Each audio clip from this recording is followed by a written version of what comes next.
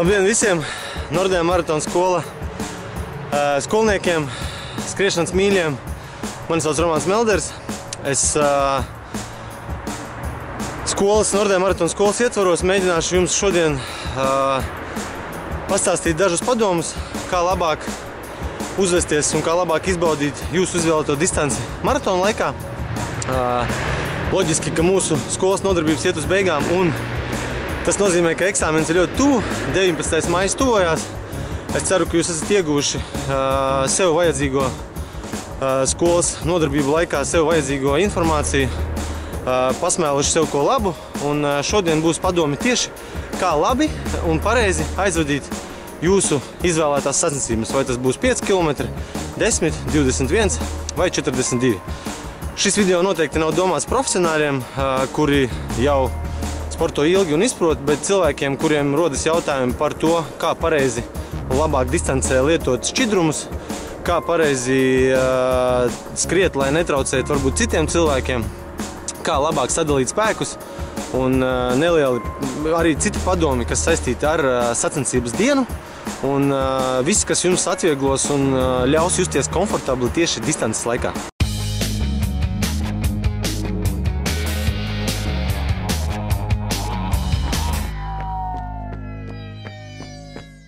Pamēģiniet pirms skriešanas atcerēties vienu lietu, kad jums ir jāpārbauda, vai jums nav apavos kaut kur iezagušās nejauši smiltiņas, ja?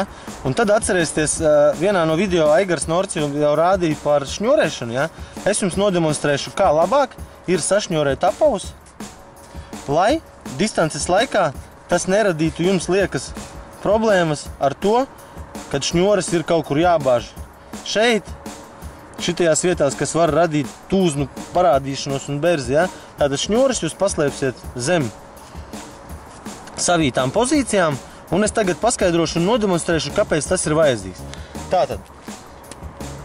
Tātad, kad jūs skrienat, ja šņore arī atsiesies nejauši, tad jūs varat ar šādu nedaudz atsietu šņori, kad viņa šeit ir, ja? Nenāks no šejienes ārā. Jūs varat aizskriet līdz kaut kādai vietai, tur, kur jūs izdomāsiet to šņori sasiet. Dotajā vietā ir kalns lejā. Ja?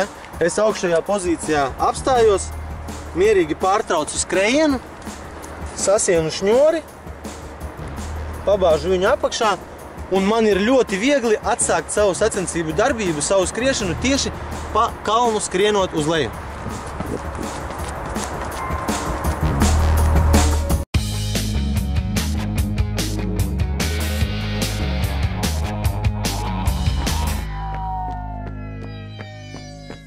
Nākošā pozīcija, kas arī saistīta ar apaviem, mana rekomendācija pirms sacensībām pārbaudīt jūsu apavus vienā no treniņiem, skrienot pa ļoti līkumotu trasi.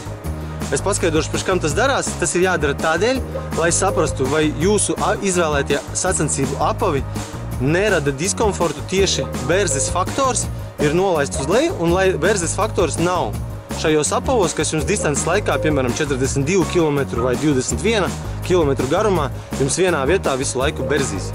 Izvēloties apavus, iziet uz treniņu un pārbaudiet pa līkumoto trasi, skrienot, vai jūsu apavi ir atbilstoši un šis berzes faktors ir novērsts uz nulli.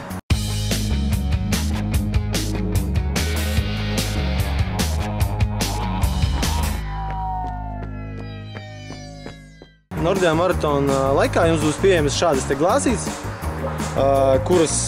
kurā būs noteikta šķidruma daudzums. Ja? Jūs ziniet, kad veicot noteiktu fizisku aktivitāti, sevišķi sacensībās, jūsu elpošana būs diezgan strauja, varētu teikt augstā līmenī, un lai neradītu diskomfortu tieši dzerot šķidrumu, esiet uzmanīgi ar to, kā to ūdeni piegādāt tieši jums vajadzīgā un labvēlīgā formā. Tātad, pieskrienot klāt dzeršanas punktam, neaizmirstiet nedaudz samazināt ātrumu, lai jūsu elpošana paliek maigāka. Tad jūs varat ar vienu roku to glāzīti saspiest, ja? Un šādā te veidā, tad jums tas ūdens arī nešļāksies ne degunā, ne sejā, ne dziļi rīklē, kas arī var radīt diskomfortu un uz kaut kādu brīdi jūsu elpošana tiks nosista uz nekomfortablo zonu, kur jums būs nelaba pašsajūta un varbūt tas vilksies līdz pa visu distanci. Jā, tātad saspiežam glāzīti, samazinam ātrumu un tad lietojam šķidrumu.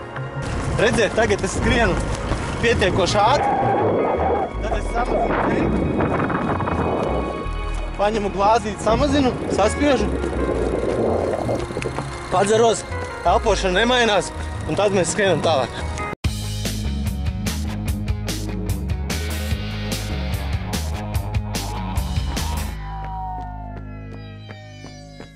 Vēl viens padoms, kas saistīts ar ķermeni uzkaršanu.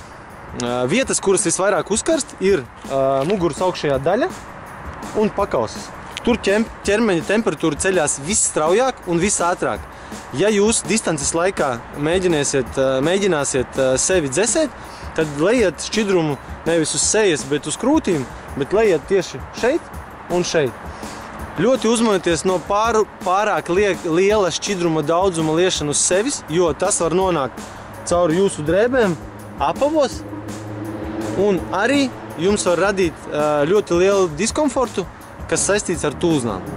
Jo šķidrums samērcēs zeķīti, un tas radīs to beres faktoru atkal lielu, un atkal ir ļoti liela iespēja tikt pie lielām tūznām, kas būs nelabvēlīgs faktors, kas neļaus jums sasniegt ļoti labu rezultātu jūsu distancē. Paldies, ka jūs apmeklējāt skolas nodarbības. Es ceru, ka jūs ieguvāt ļoti daudz pozitīvu un labu priekš sevis. Es novēlu jums veiksmīgu startu Nordea Rīgas maratonā. Jūs izvēlētā distancē, izbaudiet to un lieciet sev mērķus nākamajam gadam vēl augstākus kā šogad. Čau!